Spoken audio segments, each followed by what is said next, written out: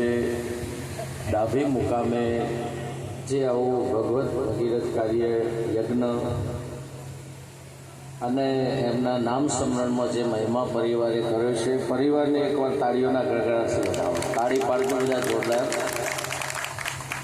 સંભા મહારાજ, અમારે અરવિંદરામ મહારાજ, અમારે એમનો આખો પરિવાર અને સમસ્ત સંતો આપણા મહિમાની શોભા છે. જો સંત આપણા દ્વારે ના પધારે, સંત લાભવો એ બહુ મુશ્કેલ છે. શુદ્ધ હૃદયનો પ્રેમ અને પેઢીઓનું પુણ્ય હોય તો આપણા દ્વારે સંત પધારે. કહે છે ને, જે ઘેર સંત કોને પધારે કે પેઢીઓનું પુણ્ય હોય. અને આપણા વડીલો એટલી કમાઈ કરીને ગયા છે કે એનું આપણને બધાને આજે આવું સુકૃત કાર્ય મળે છે. સંતો આપણને આજે જાગતા રહેશે, જગાડતા. એક કીર્તન થોડું 2 મિનિટ બોલાવી લઉં. આપ 2 હાથ ભેગા કરજો. બધાને પરમાત્માએ એવું કહેવાય છે કે તમને જ 2 હાથ આલ્યા છે, બાકી બધાને 4 પગ આલ્યા છે. ઘણોને હાથે નહીં આલ્યા અને ઘણોને પેટે ઢહેડા કરે. અને જો આ સારા કાર્યમાં નહીં ઘસાય, તમે જો હાથ અને પગને કદી કોઈ દાડો તમારે મેકઅપ કરવો પડ્યો, કોઈ હાબુ ઘસીને ધોવા પડે. તમે હાથની હથેળી જો એને કોઈ દાડો સાફ નહીં કરવા પડે, કેમ કે કાયમ ઘસાય છે એટલે એ ઉજળું રહે ને. તમે જો એના પગનું તળિયું તમે જોજો અને હાથની હથેળી જોજો, તમે કાયમ એને કોઈ દાડો અલગથી સાફ નહીં કરવી પડે, કેમ કે ઘસાય છે ને એ ઉજળું રહે. એમ આપણે ઘસાતા રહીએ, સંતોના સંગમાં રહીએ, સુકૃત કાર્યોમાં સેવામાં રહીએ તો આપણું કાયમ એ ઉજળું રહે ને. બધા પ્રેમથી બોલાવજો. બોલો સદગુરુ મહારાજ જય. આ બેનોમથી અવાજ નહીં આવતો પાછળ, તમે તો જય બોલાવો. ગોવિંદરામ મહારાજ જય. મોહનરામ મહારાજ જય.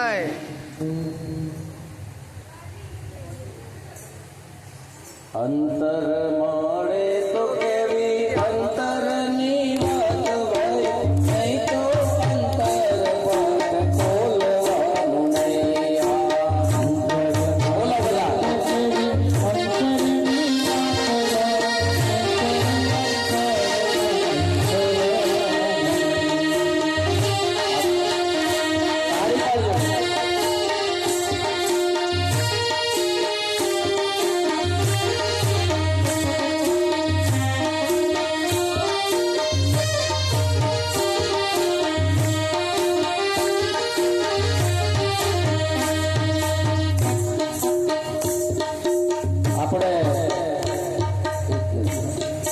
તમે થોડું વગાડશો ને, ખાલી પેટી વગાડજો, પાછળ વસંતભાઈ બોલશે.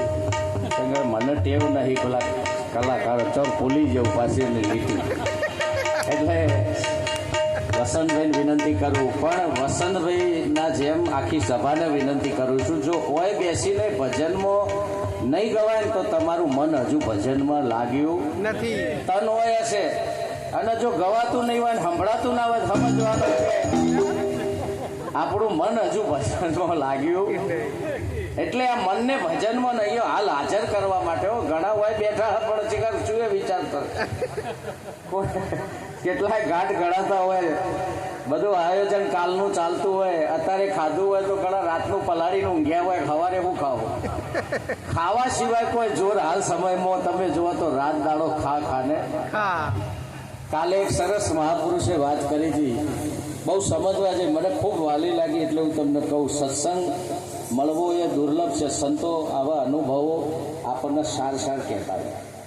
કાલે મહારાજે એક સરસ વાત કરી કે સાંજ પડે ને એટલે પંખીઓ અને જનાવરો અંધારું થયા પછી તમે જુઓ તો પછી કશું ખાતા નથી. તે દાડો ઉગે ને ત્યાં સુધી સાહેબ પાણી નહીં કે અનાજ નહીં. આ પંખીની વાત કરી. એમને ચો શાળાઓ ચાલે કોને સમજાવ્યું છે? એને એમને ચો આપણે તો 4 વિશેષ સાધન પરમાત્મા આલે છે, મન બુદ્ધિ ચિત્ત. તમે હું તો વિચારી સોચી શકીએ, પણ પેલા તો એક ઇન્દ્રિયનું જ્ઞાન ધરાવીશું તો બોલો પંખી રાત્રે પડ્યા પછી કશું ખાતું પીતું નથી, સવાર પડે છે. હવે આપણે કેવું ચાલે છે?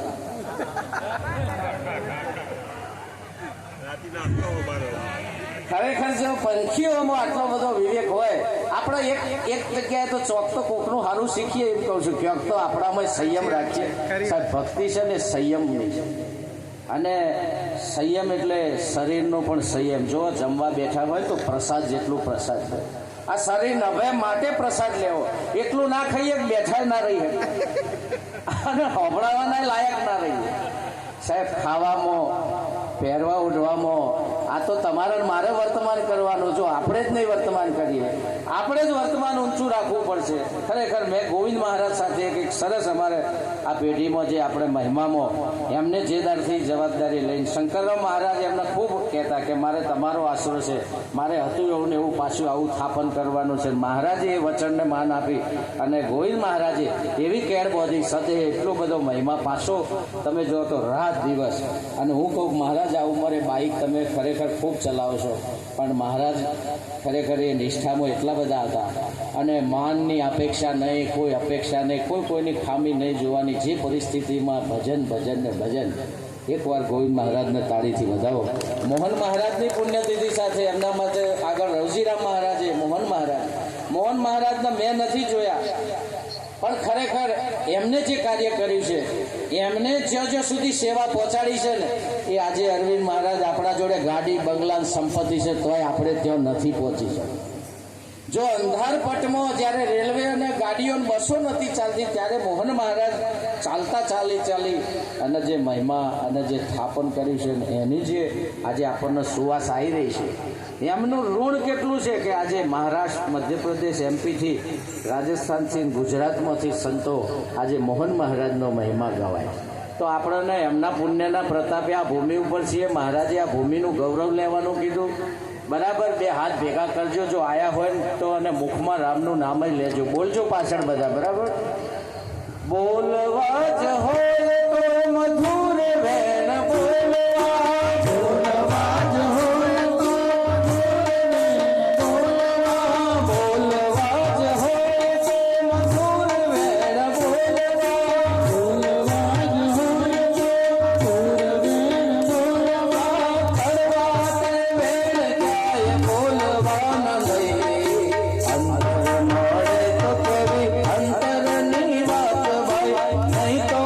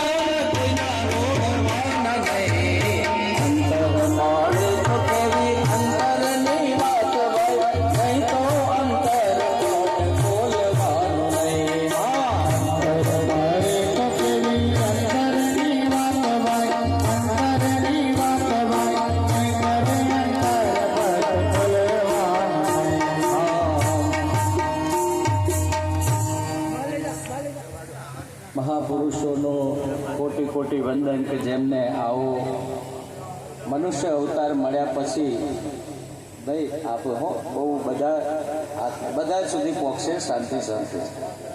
હાલ તો કહું છું થોડું તપ કરજો. હાલ દાખલો કીધો રાતે જીવડો મેલી જાય સવાર સુધી માગતો અને આપણે કેમ ટિફિન કરવું પડે છે?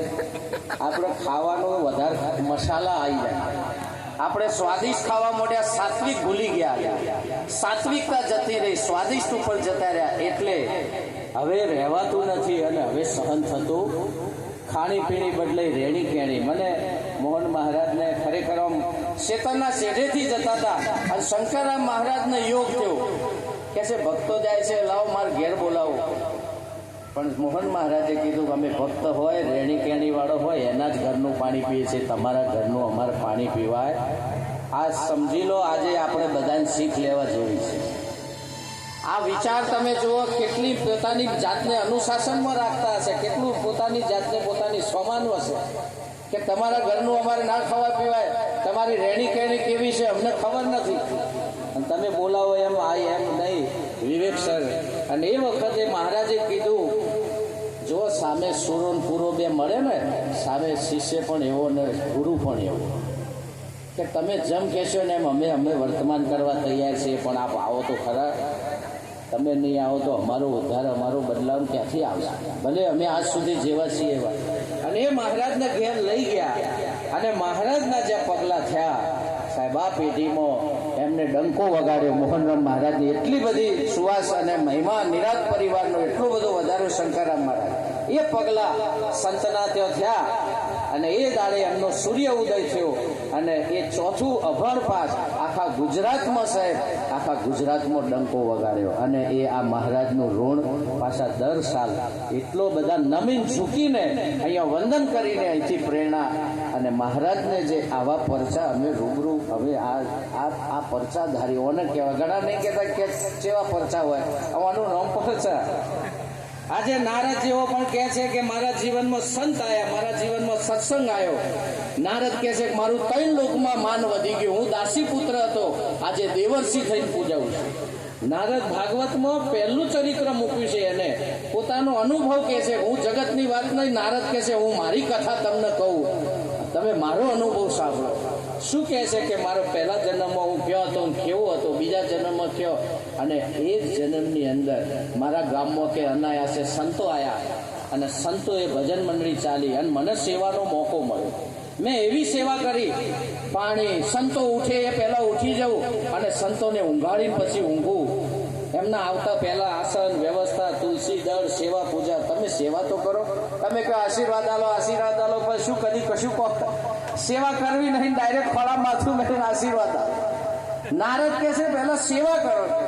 મેં એવી સેવા કરી, આખા ગામમાં મને દાસી પુત્ર કહેતા હતા. આ રખડેલ છોકરો છે, નવરો છે, ઓન કોઈ કોમ નહીં, વન મેલો સેવા. બોલો, ગામે જે ભાવેથી મેળ્યો તો, પણ જે ભાવે એ સેવામાં ગયો ને એવી સેવા કરી. અને સંતોએ પૂછ્યું કે આ કોણ આ સેવા કરે છે? કે મારા આયા પહેલો બધું રેડી હોય છે ને અમારે.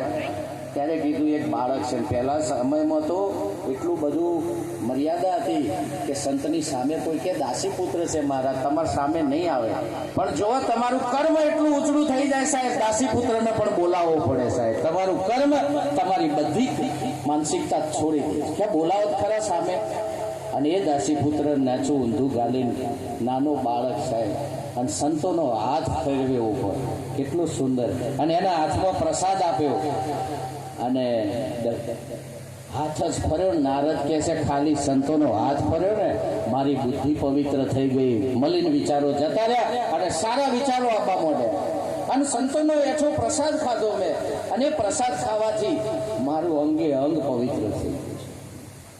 અને એ શરૂઆત થઈ અને પછી તો મારું એ નારાયણ અને નામ વિસર્યું જ નહીં મેં.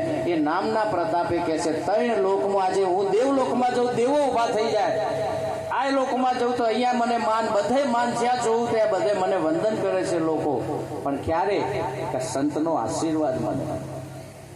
આજે મહારાજે ખૂબ માર્મિક અમે કીધું ને, અંતર મળે તો કેવી અંતરની વાત, નહીં તો અંતર. મહારાજે એક પડકારરૂપ વાત કરી. જો આખું જગત આપણા ઘેરથી પ્રકાશ લઈને પ્રકાશિત થયું હોય અને નારદ કહે છે કે આજે મારા શરીર ઉપર કોઈ ફૂલ પડે, કોઈ મને માન આપે, કોઈ મને વંદન કરે, કોઈ જય ગુરુ મહારાજ કહે, તો મારી આંખમાં આંસુ આવે છે કે મારા ગુરુનો પ્રતાપ છે કે સાહેબ મને કોઈ માન આપે.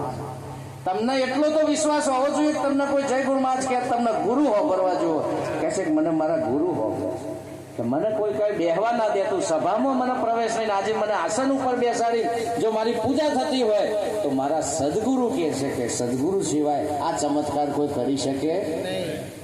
આ નારદ ભક્તિ સૂત્રમાં નારદે ભાગવતમાં પણ કબૂલ્યું છે અને દાસી પુત્રમાંથી દેવર્ષિ બન્યા.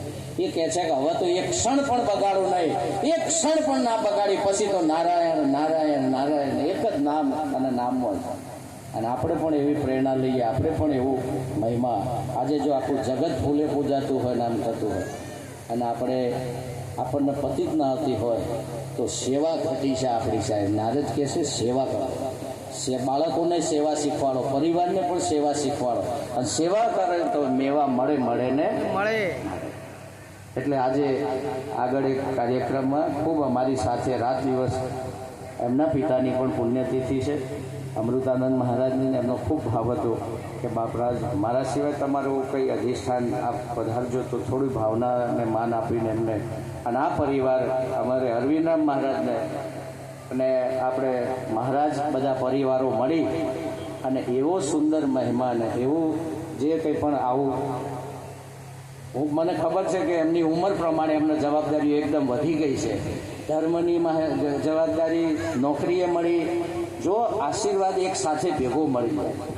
અને આપણી બુદ્ધિ હજુ એટલી બધી તૈયાર નહીં હોતી આપણે પરમાર્થિક, પણ સંતોનો એક જ ઈશારો છે કે જો આ માર્ગે આટલું બધું જો આપણી વ્યવસ્થા જળવાતી હોય અને તમે જો જાઓ ત્યાં આજે જો એટલી ઊંડી ખેડ કરીને ગઈ છે આ ભૂમિના મહાપુરુષો, એટલું કમાણી કરીને ગયા છે કે સાહેબ 71 પેઢી સુધી તમને માન મળશે, કુલ 71 પેઢી એવું મહાપુરુષોનું આ વચન માર્મિક કરેલું છે. તો સાહેબ તમે એવી કમાઈ કરી જજો તમારી પાછળ બીજી 71 પેઢી પણ આવો દિવ્ય મહિમા છે. તો આપણે બધાએ મળીને આવું પ્રેરણા સ્વરૂપ ભજન કરીએ, ભજનનો લાભ લઈએ. રાજુભાઈ ઓસ્ટ્રેલિયાથી કહે છે કે આ સંતોને જોઈને વંદન કરે છે, એમને બધાને વંદન. એ કહે છે કે ખરેખર ઓછામાં ઓછી સગવડમાં, ઓછામાં ઓછી સુવિધામાં મહારાજ ગાડીમાં, બસમાં હેડતા આ સંતો જે કામ કરી રહ્યા છે ને સાહેબ, એ મોટો મહંત અને મઠાધારી એ કે નથી કરી છે. મોટો આખા જગતનું ધન ભેગું કરે છે પણ સેવા નથી કરતો.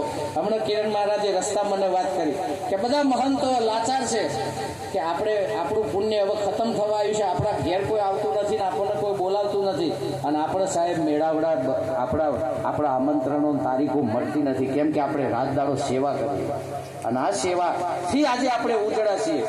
એટલે આપણી આજે નહીં તો કાલે આખા જગતમાં ડંકો વાગવાનો છે ને વાગી રહ્યો છે.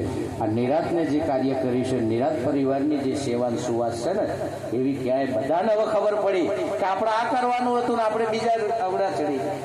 અને આજે સંતો કરી રહ્યા છે, એમને કોટી કોટી વંદન. આટલું કંઈ મારી વાણીને વિરામ આપું. આગળ આપણો કાર્યક્રમ રાબેતા મુજબ ચાલુ રહેશે. બોલો સદગુરુ મહારાજની.